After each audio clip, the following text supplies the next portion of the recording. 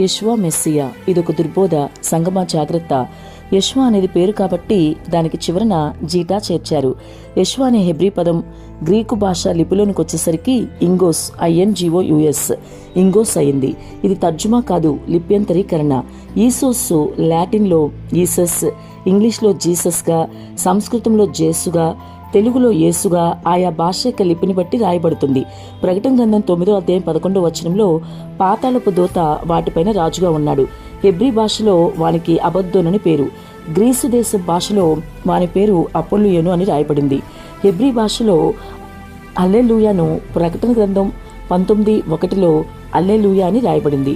గ్రీకులో హా అనే అక్షరం లేదు కాబట్టి హా బదులు ఆ అని వాడారు. పేర్లు భాషకి మారుతాయని బైబిల్ ఒప్పుకుంటుంది. అపొస్తలులు రాసిన గ్రీకు మూలప్రతుల్లో యేసు పేరు ఈసోస్ అని రాయబడింది, కానీ యెషువా అని రాయబడలేదు.